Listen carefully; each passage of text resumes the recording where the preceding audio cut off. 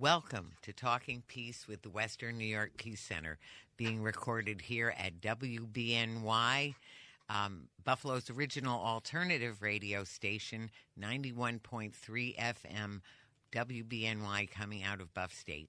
So we're very grateful to Buff State, to WBNY, to our producer here, Greg Harvey. Thank you, Greg. Good afternoon. Glad to be back with you. Yeah, we're so glad that you are. I was warning people that you do get put on the spot at times. I know you're the producer plus, really. Right. So anyway, and I want to thank our other producer who will archive this show on our YouTube channel. So Richard Wicca of Think Twice Radio, where we also do produce this show at times. So both those studios, we're very grateful to Richard, to Greg, to WBNY, and to Think Twice Radio, Buffalo's in the home of the future. It's in the home of the future.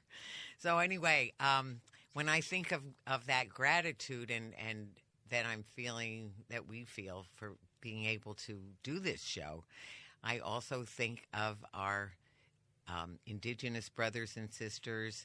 I think of BIPOC people, Black, Indigenous, and people of color, and other people who just, in spite of whatever kinds of hardships and huge, immense hardships that people have experienced, that they know that gratitude is the attitude that makes such a difference for us. So in spite of whatever else might be wrong, there's so much that is right. And so we want to acknowledge that we're here on stolen Haudenosaunee land taken through trickery or violence, that was the land of the Seneca, or the Onondaga, as they call themselves, the keepers of the Western Door, that are part of the Haudenosaunee Confederacy. And they start every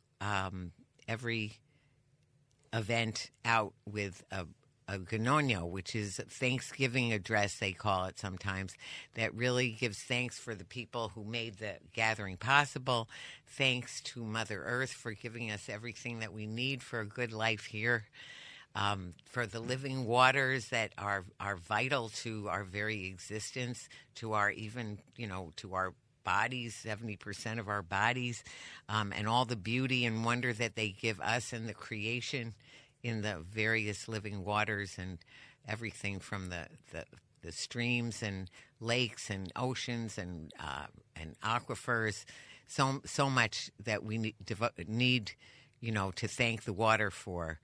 Then, of course, there's all the plants and animals, the plants, the indigenous plants, the other plants that are medicinal and nutritional plants, as well as all the different animals and different creatures, the swimming, crawling, four-leggeds, and the flying creatures. All kinds of creatures. Of course, I don't want to forget the trees. We did a great show on trees yesterday with Tu B'Shvat, last week. Trees give us so much, and the very air we breathe, we really can thank the trees, and for holding the earth together in so many ways, gives us so much beauty and utility, and just vital to our creation. And then all the mountains and other features of the world, and of course, there's the sky world, the sun, the moon, and the sky world, so vast and limitless.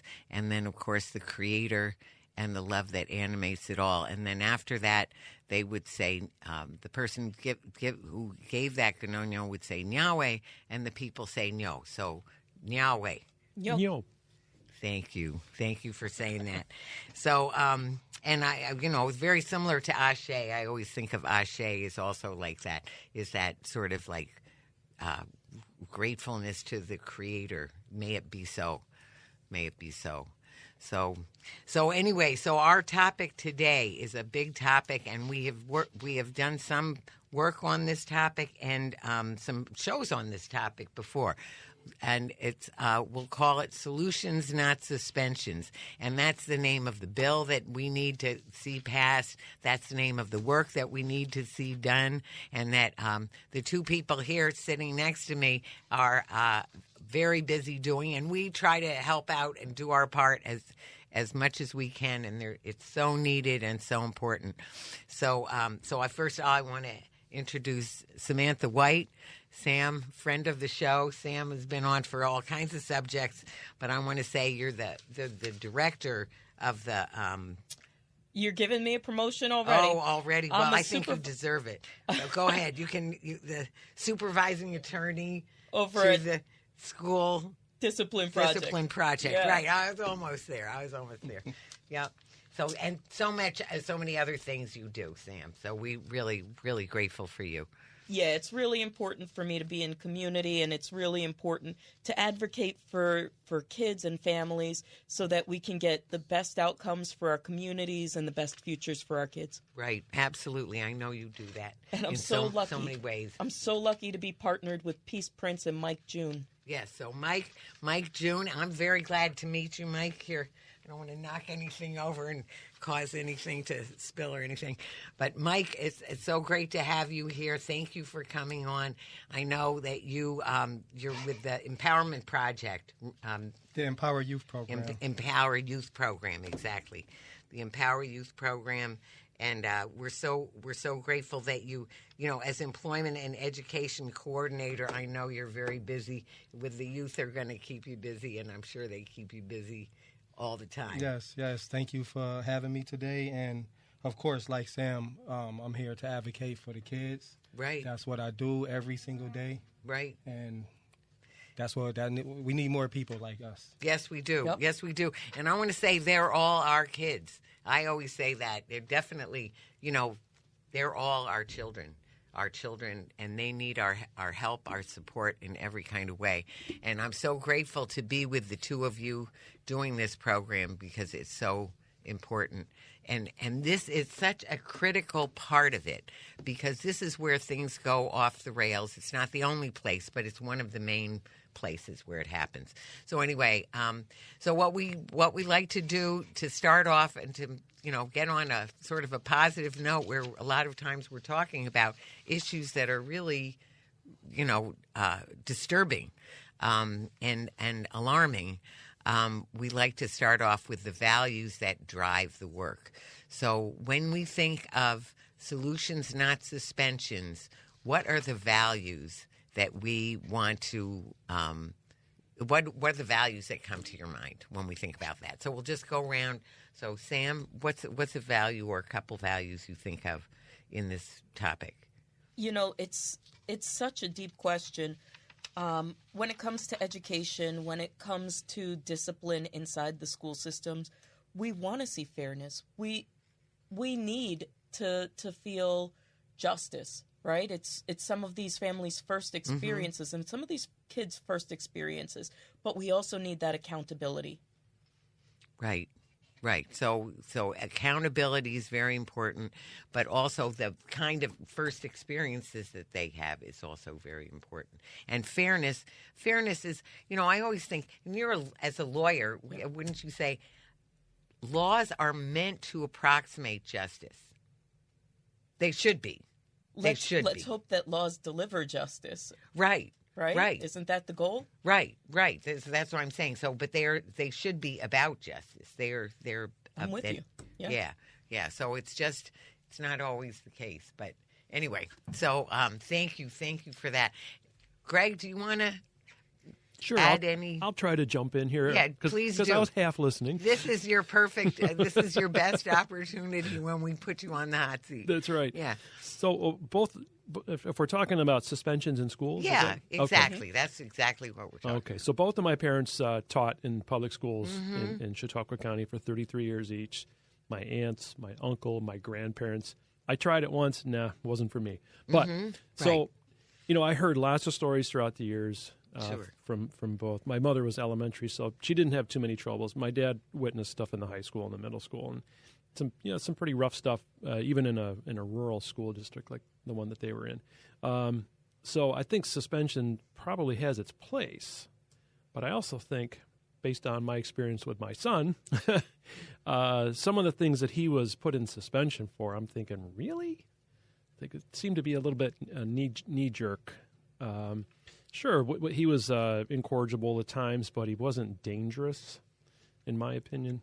So I don't think it's a this or that issue. It's got to be in gradients, and it's got to the punishment has to fit the crime, basically. Right. So absolutely. Well, I think you'll like what comes next on this show. Good, because it's all about just what you said. Mm-hmm. So, and Mike. Yeah. Previous to working at Peaceprints of Western New York, I didn't know that suspensions were so high across the district, the school district. I didn't know that, we were that high in suspension rates. Right. So being involved with that and going to the suspension hearings and advocating for the kids, that's in our program, in the Power Youth program, where I met Sam through that type of work. I feel like two very important values for the kids is like the fairness and the opportunity, because there is not fair for them to be suspended for the things they're being suspended for. Right. And it's taking away the opportunities to continue the education and actually do something with the future of their lives. Right. So, those are, to me, those very important values. Absolutely. Very important. So that opportunity and the learning is so important. And what are they learning? And that's something that we were just talking about. So I want to say, for me, I think the value I would say is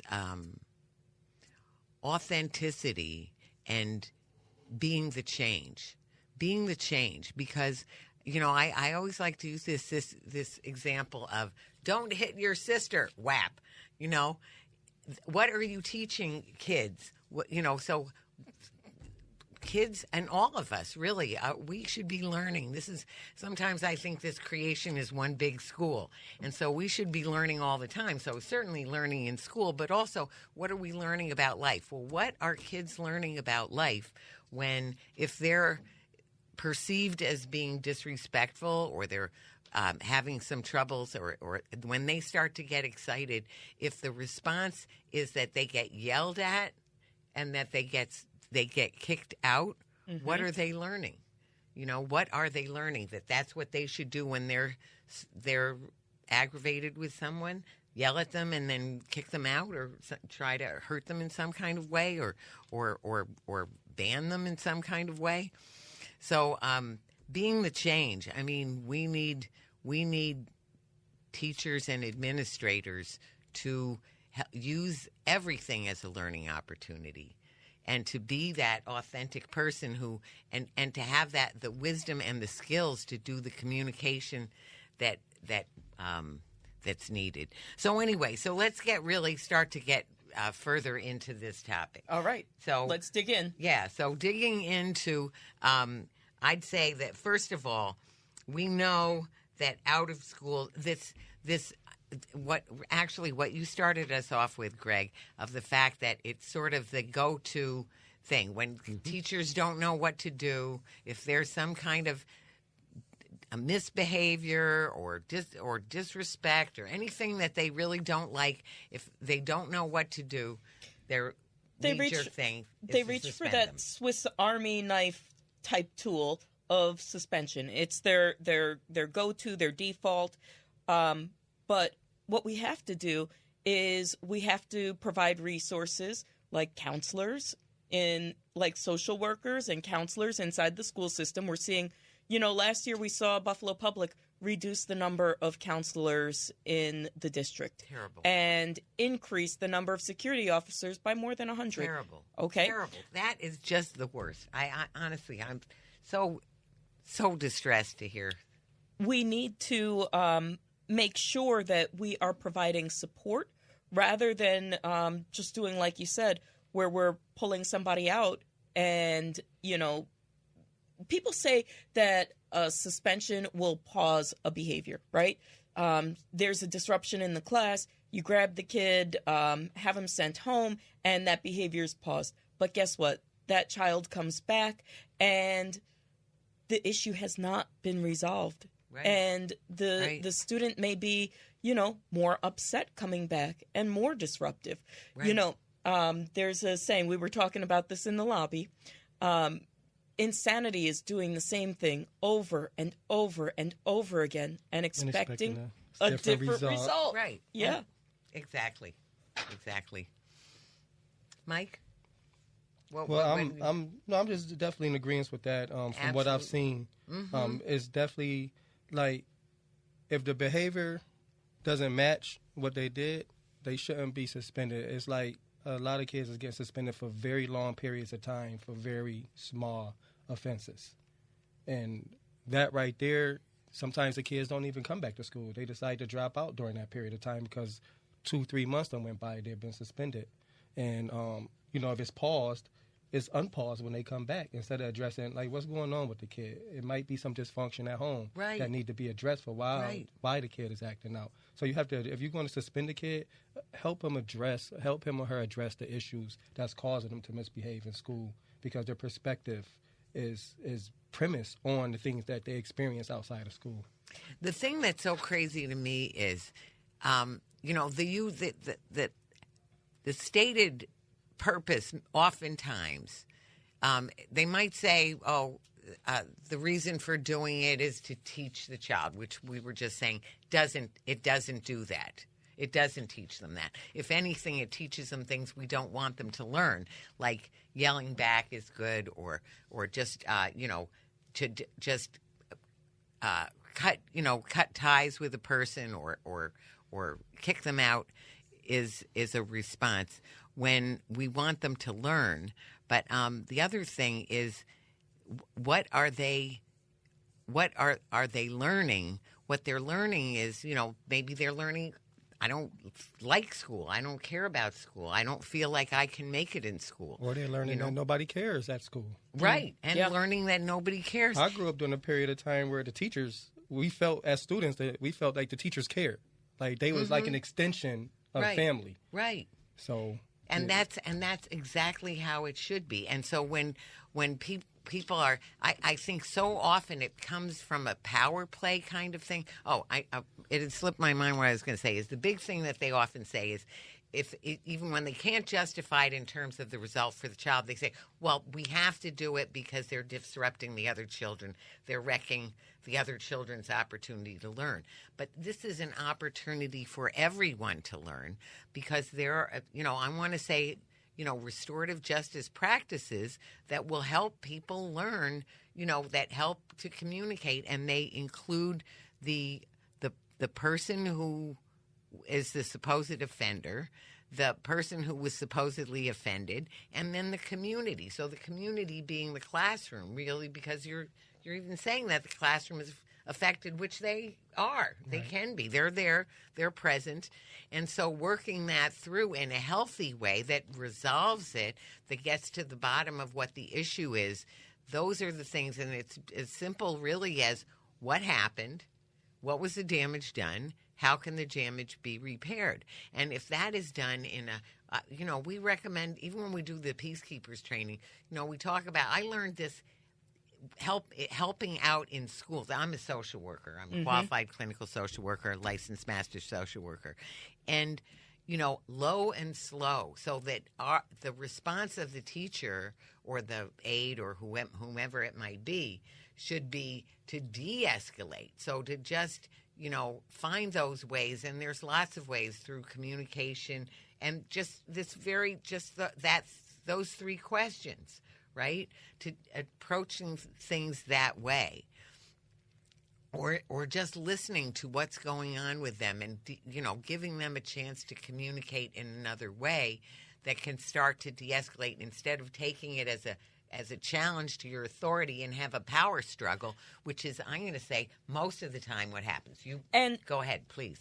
And I'd just like to add that an effective intervention from a trained teacher or social worker actually stabilizes the classroom so that teachers can teach. Right. And so that the other students can learn. And sometimes we need to, pull a student and allow them to reset, allow them to give us the context of what's going on. They may have unmet needs. Sure. Maybe they didn't have food. Maybe they didn't have food. Maybe they're hungry. Maybe on a 7-degree morning, maybe they didn't have the resources that they need. Right. You know, I mean, I hate to throw this out there, but there were times where I saw children being sent to school with a blanket because they didn't have a coat, standing at the bus stop in a blanket.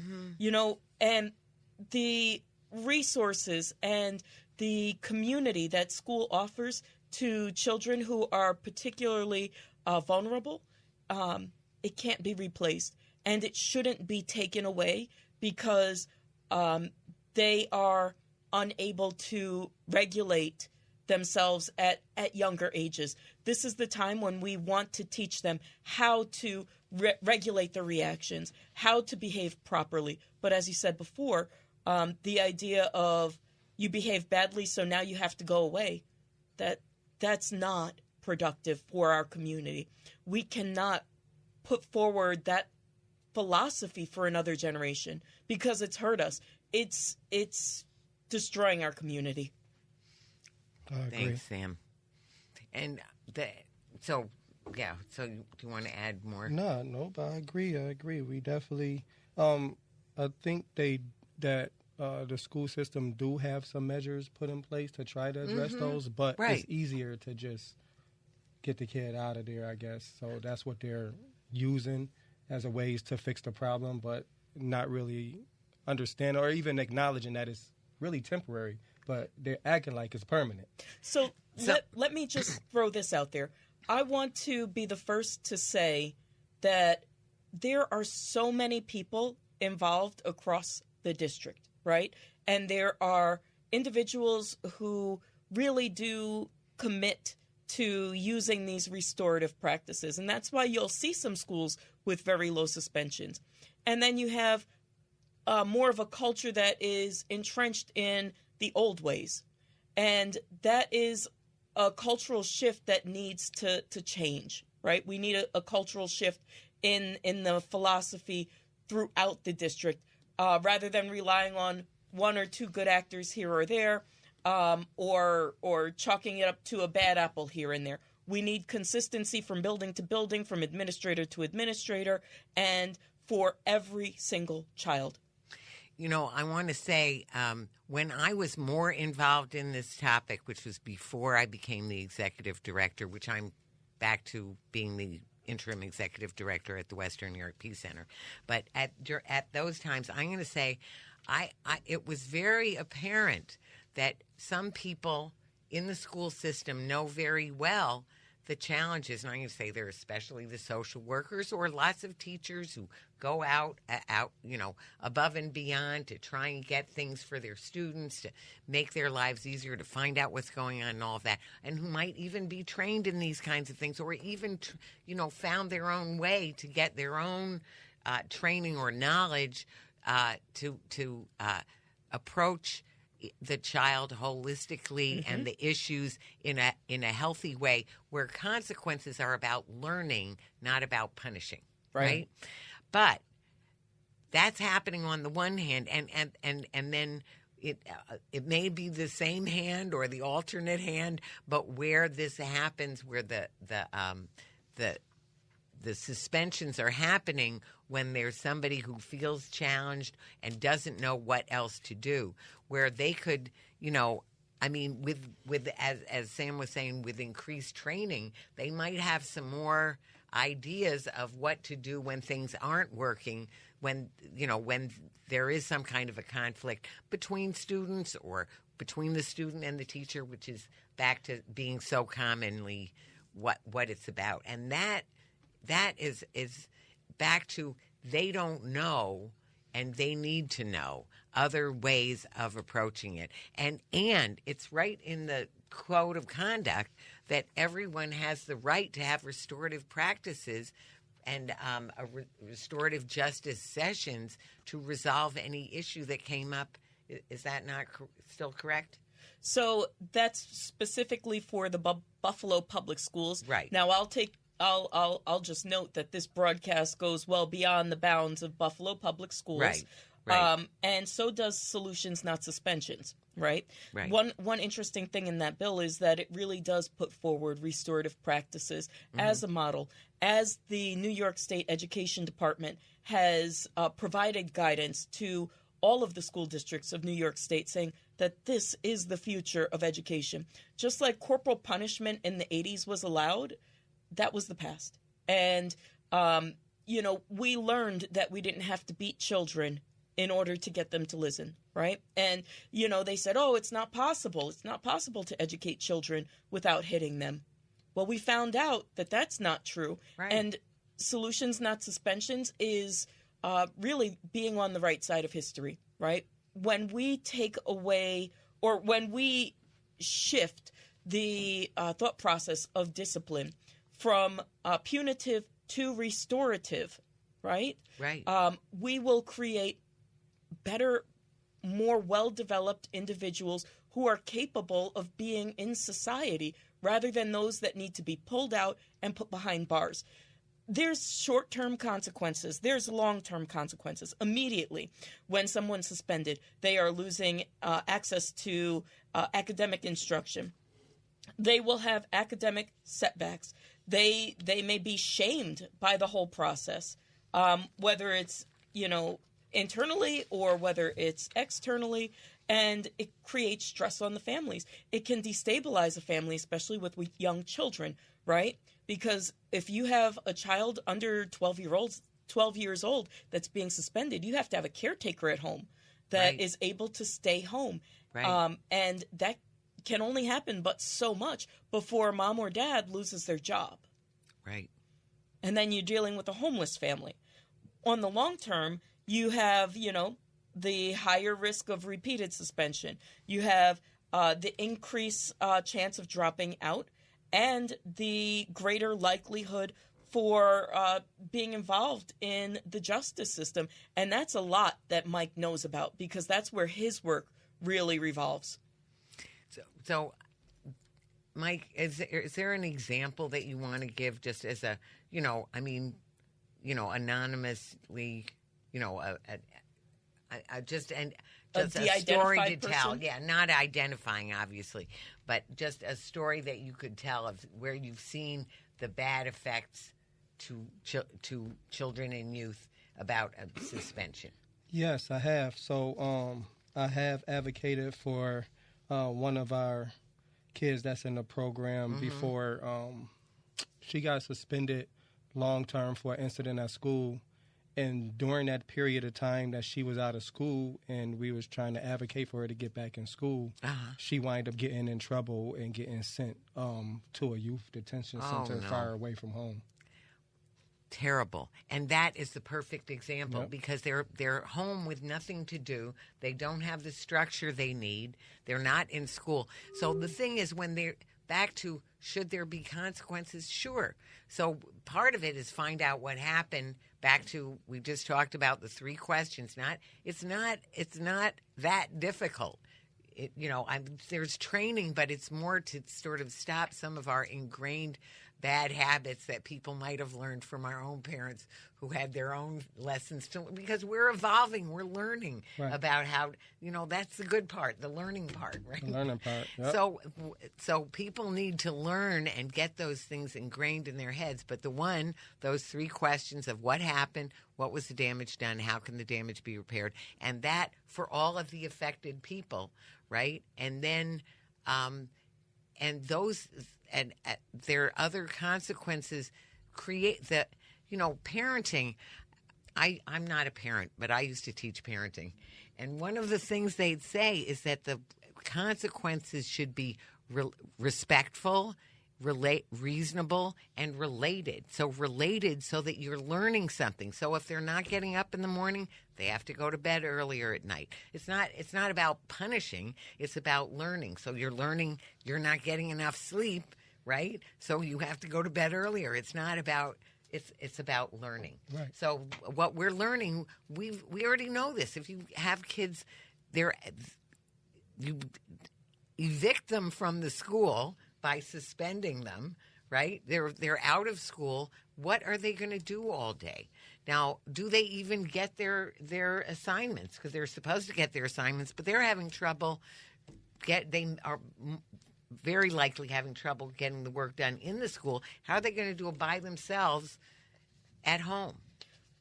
Well, it is really frustrating because there are deficits in the alternative instruction programs. In the city districts, in the big 5 city districts, there is no access to in-person instruction like in the suburbs where they're sent to a BOCES center, right? So that's an automatic disadvantage that the inner city school districts, which are largely, which have larger populations of African Americans, Hispanics, and New Americans, they're automatically disadvantaged. But I really want to swing back around to the school to prison pipeline because much of Mike's work really does surround that. You want to tell us a little bit about your program? Yes. Oh, please. Yeah.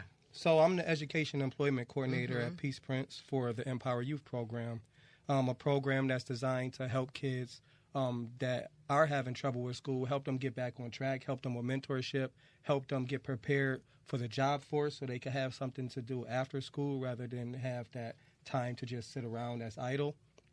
And I advocate for them at suspensions. I go to all the suspension hearings. I try to advocate. I look at the facts of the case, and I try to address those during the hearing to try to get a more fair outcome for the kids so they're not out of school. I'm not saying that no kid should be suspended, but, they should be, if they're going to get suspended, it should be commensurate to the thing that they did. Right. If they argue with a teacher, send them home for a day. Just let them cool down. But you got the kids sitting out for 2 weeks, a month for arguing with the teacher. So we're trying to support the kid to try to help change their behavior, to try to help them identify what's going on. So, the things that's supposed to be taking place on the other side, we're stepping in as a program for Empower Youth to try to offer those tools for the kid to address so that they could have a better school day and continue to get their education. So I want to say, I think there should be alternatives on the school property too, because there are some, there's a in-school suspension room sometimes, or some kind of a timeout type room. Right. Even at Peaceprints, we've built a relationship with a lot of the schools where some of the case managers and even myself could go to the school during the day. Right. So sometimes the school will call and be like, hey, this kid that y'all have, having a rough day, do you think you could come up here? Right. And we would go up there. Right. Because that's the work that we do at Peaceprints. We're always available. Actually, I used to do that too. Right. Yeah, I even went as far to get restorative circle trained so that I could hold restorative circles. Exactly. Either and offer them to the school, and I would come in if they wanted me to, if they, I would, or it could happen at Peaceprints in the office. And we do have restorative circles there weekly for the kids. Of course you do. So that they can address whatever issues or needs that they have. It's so good. It's so important, and it's so conducive to a healthy society. Right now, we have so much, political violence, all kinds of nasty behavior on social media, all these kinds of things that really, back to learning, back to getting habituated to different behavior patterns that will help us and not hurt us, right? So that's what we need to be pursuing ourselves, and we need to be instilling in our children and our youth. And this is the golden opportunity to do it. So when there's an issue, actually we can learn more from that kind of thing when there is an issue, and it's worked through in a healthy way that's respectful, and where people are learning, communicating, building trust, all of those things. Those are the byproducts of going at it the right way, not, sorry, come back in 2 weeks, Right. And then at that point, you want to punish the kids because now they're struggling, and then you want to punish them again because now they've fallen behind. Oh, and they failed this class, so do the year over. And what incentive is there to try and stay and graduate at that point? Right. It becomes overwhelming, especially when you take it, through the lens of a teenager who can sometimes be emotional, Right. Who can feel like the whole world's against them because of what one administrator or one teacher has said, and we need to just come together as nonprofits, as parents, as community members, as an entirety of our community, and say that this is not acceptable. That we do need a statewide change, because believe it or not, almost 1 million days last year were missed to suspension. 1 million instruction days. Wow. More than a quarter of a million suspensions last year statewide. Unbelievable. Come on. Let me ask, well, for Greg, is there something you want to add as you're hearing all of this? Nope. No. Okay. I just thought I'd just check and see, because I think, well, it's so clear to me. I mean, it seems I did say, they're our children. They're all our children, so that we have a responsibility to make sure that we are handling them in a way that's going to help them in their life and not hurt them. And that's where. So let me ask you, Mike, how do kids get in your program? Well, a lot of the times they're referred by the courts, the family court system, the juvenile court system, probation, Office of Child and Family. Then we have other referrals that come in from parents, friends, and other nonprofit agencies. So it's a mixture of referrals. But we directly focus on the kids that's just as impacted, because when you're just as impacted as a kid and you're getting suspended at the same time, and all those things, it kind of like gets you more involved with like law enforcement and courts and child welfare systems, because now the parents can't get off of work after the kid has been suspended. Now the kid is roaming the streets. We used to have truancy officers, but the officers know, if a kid's supposed to be in school or not, and they might ask them a question and be like, well, I got suspended, so what you doing? So it gets the kids involved in more trouble when they don't necessarily go looking for it. Well, one of the things we've seen, and just the stories that you're telling and the whole way things are set up, is that, the things that we've seen is that there's a momentum that happens, right? Yes. That can be positive or negative. So, the phrase a virtuous circle or a vicious circle. Vicious circle, a lot of times if things start going wrong, they start going wrong in all kinds of ways. Yes. Yep. So that, and especially for kids, and actually when you were saying, first of all the feelings that they could have if they feel like their teacher doesn't like them, there's conflict like that. And also, by the way, the hormones, and just for, young kids, because they're young and so it's very emotional. And then as kids are in high school or preteen and teenagers, their emotions are supercharged, right? And so these messages become really strong, and they can push people in the wrong, it's back to pushing people in the wrong direction, not giving them the lessons of what will help, and actually instilling in them the ideas that will not help, are being very much crammed into them, that they're bad, that they're wrong, that nobody, and that people don't care. If kids are treated like they don't care, they're going to stop caring for themselves also, and their behavior will match that. Yep. And it desensitizes them. It desensitizes them to the opportunities that are around them, to the value of humanity, to the value of life. If we want to have safety in our community and safety in our schools, we have to help children develop holistically. Absolutely. And actually, the Western New York Peace Center is going to be holding a mentorship program that came out of our camp. So we do a kids camp every year, 2-week camp. It's Camp Peaceprints, by the way. Did you ever hear of it? No. Well, now you should hear about it. Yeah, it's Camp Peaceprints 2 weeks, usually the last 2 weeks in July. And last year it was on youth activism. So we did have some youth activism. They picked their own topic. They had a rally. They had, which was very good. But at the end of it, the teen mentors, teen youth assistants or youth mentors who were there to help the campers are 8 to 13, and then there were teens that were helping out. And they said, we want to plan the camp for next year. So that's what's going to be the beginning with the mentorship. But so what I want to say is we have very few, really negligible or none discipline problems with these kids. And these are the same kids. But the difference is the way that the camp is handling things.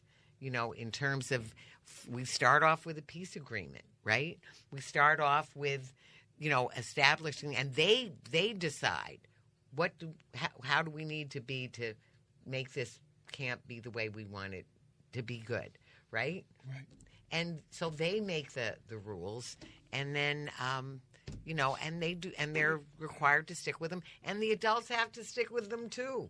Right? The adults have to stick with the rules. We also can't yell at people or anything that we don't want the kids to do. We cannot also do. Right. So that's just the way. And so we see that, and it's just wonderful to see that virtuous circle when it's going. And I'm sure that happens in your program because of how much you're showing you care. That's the biggest thing they need. I know when I was growing up, I wanted my parents to care all the time.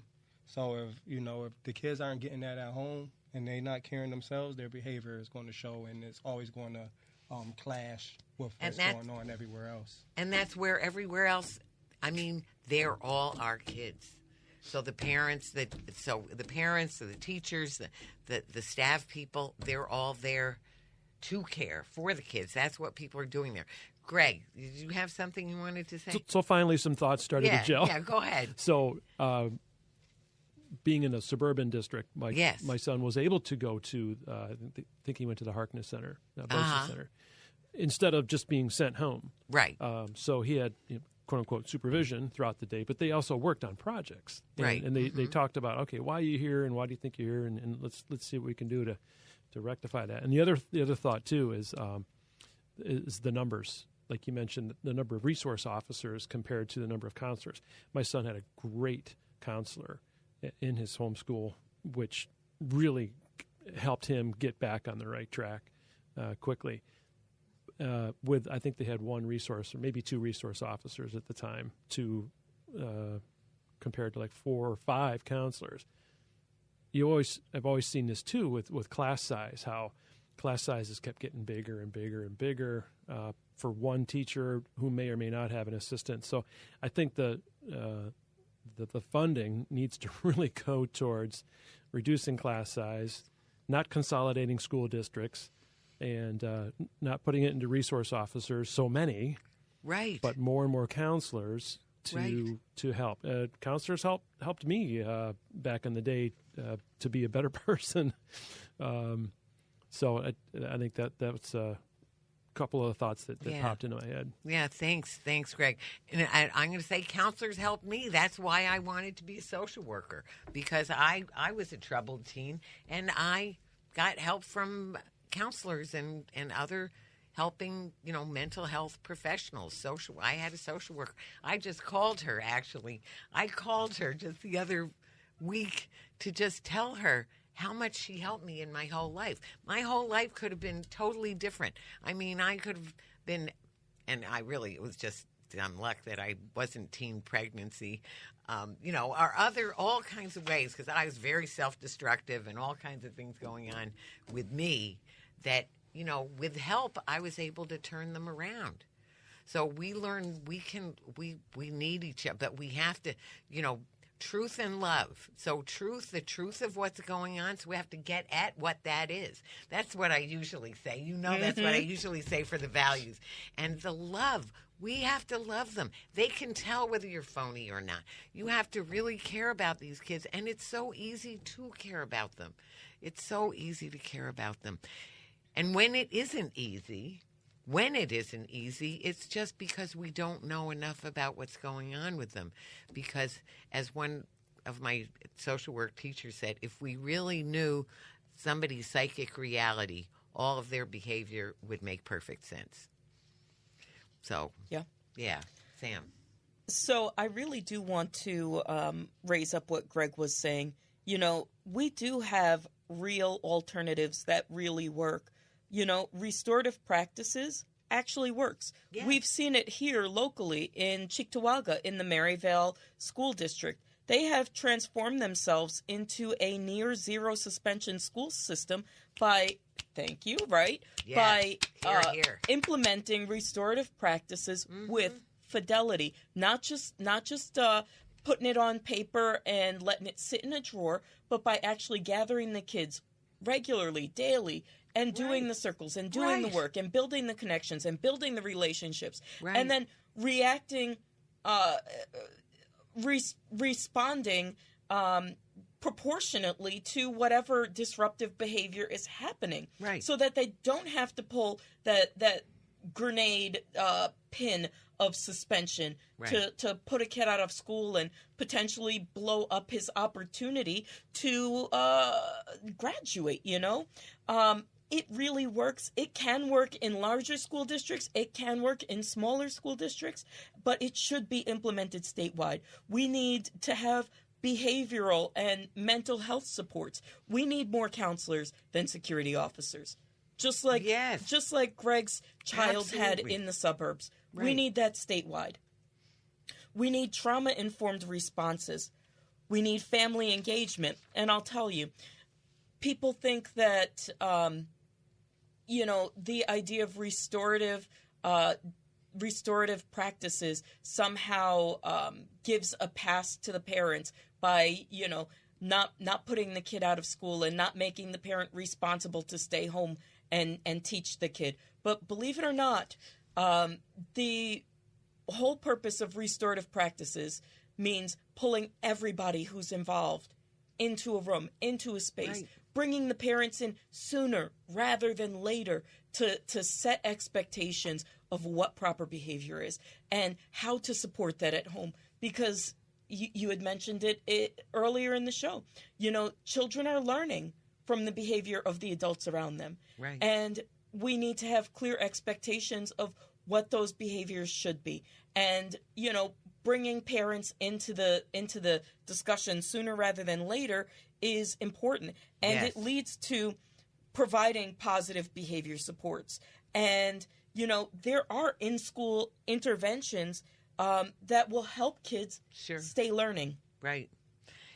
Let us get onto the bill a little bit too, because I know we knew we could. I know that we could go for hours on this topic, and especially so let's talk about the bill a little bit and where it is now, and what we can do to push it across the finish line. Yeah, so Sam. The bill is in committee in both the New York State Assembly and the New York State Senate. I actually just came from Albany. I went there on Wednesday with the Alliance for Quality Education. I was lobbying Republicans and Democrats from the Western New York delegation. And, the work that we are doing is not related to a party. It's related to our community. Right. And there are implications all across Western New York when it comes to the Solutions Not Suspensions bill. You need to understand that this legislation will make suspensions a last resort, not a first response. It incorporates these restorative practices like peer-to-peer mentoring, counseling, and parent conferences. It's going to reduce the maximum length of suspension from 180 days. Now, that is school days. There's 185 school days in a Buffalo public school year, okay? So when somebody's suspended for 180 days, that's basically the whole school year. And some districts only do the 180 days. What? Yeah. My God. And so, we want to cap that, and we want to limit the use of suspensions statewide for pre-K through third grade. Absolutely. Because, we want that to be limited to the students with destructive behaviors that are causing serious bodily injuries, not children who are having a meltdown, because that's actually an age-appropriate behavior for a 6-year-old. A 6-year-old will have a meltdown from time to time, and you being the adult, you got to be able to step in and step up and help that child through that.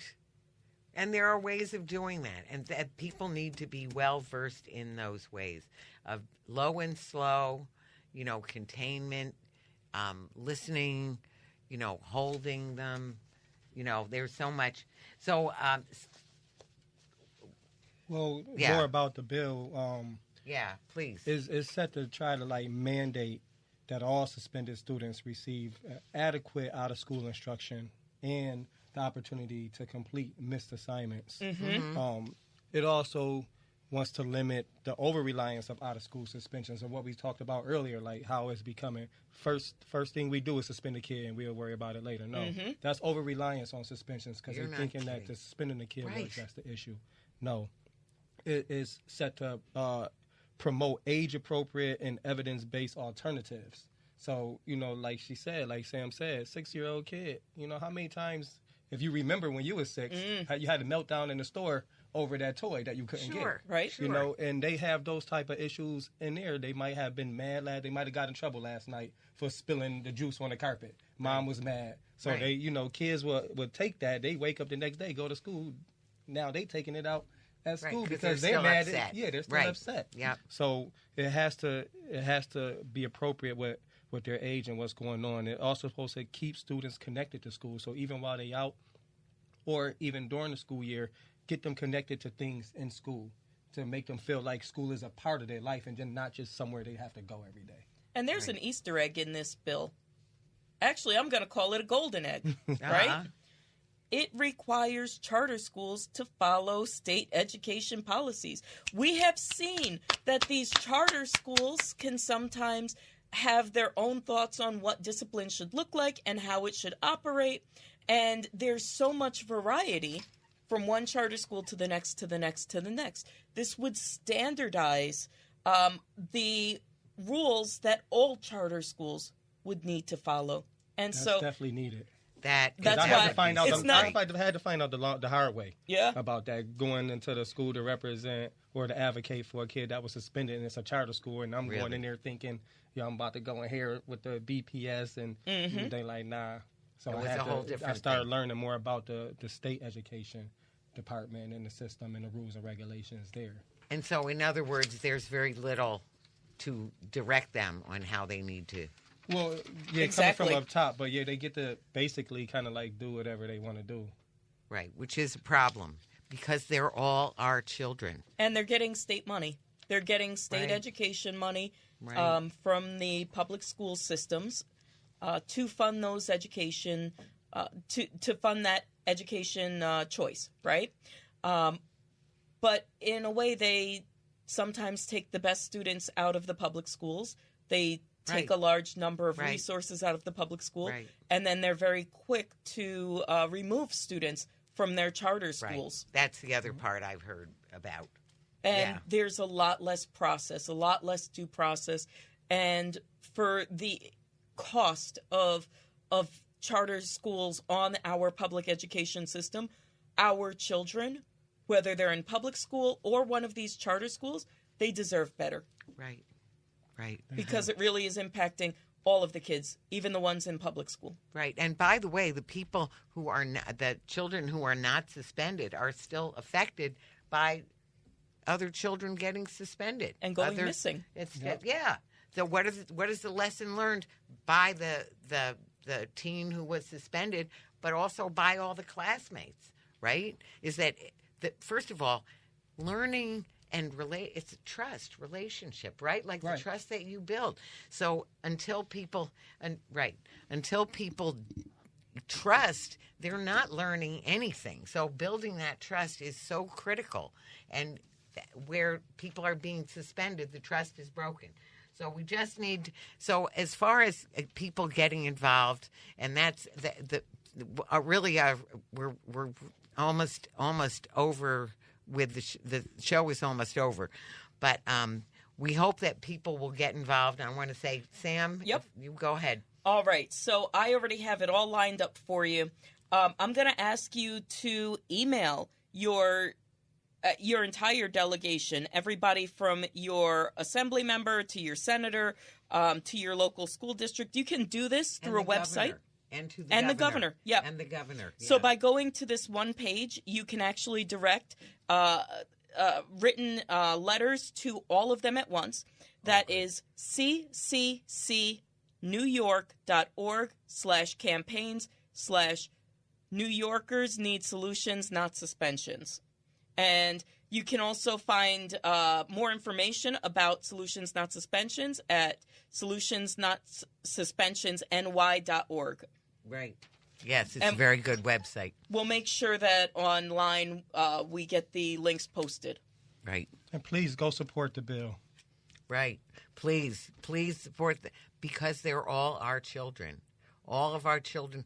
That we will all benefit from this going on in the schools because we're going to have our next generation well prepared to live in a beloved community, to take care of each other, to communicate and cooperate and have peaceful conflict resolution, all of those great things.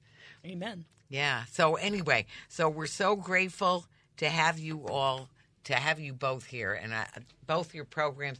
There's also the Alliance for Quality Education. Yep, the Alliance for Quality Education, Solutions Not Suspensions, New York. We also have a Solutions Not Suspensions, Buffalo. And this year, Mike and we are part of the Partnership for Public Good, Western New York Community Agenda. We were the top voted community agenda line to stop this school to prison pipeline. Yep, I was there. I voted for it. Of course I did. So it's so important. It's just couldn't be more plain to me. And I want to say it's wonderful that you both are doing the work that you're doing. Mike, I'm so grateful for all the work that you're doing, and Peaceprints. Thank you. Having that youth program is so critical. Our youth are in a very tough situation. Just there's so much unrest and so much to worry about, and especially, right now in this time and place in our country. There's a lot to worry about. So we want to make it easy on them.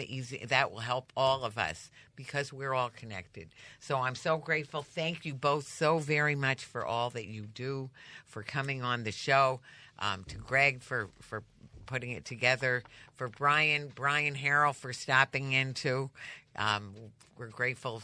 And grateful to you, the listener, and we're grateful that you're going to go ahead and support that and get our state state electeds to support Solutions Not Suspensions. So we're all in this together. And together we've been talking peace. Here on Talking Peace, we've been talking peace in truth and love.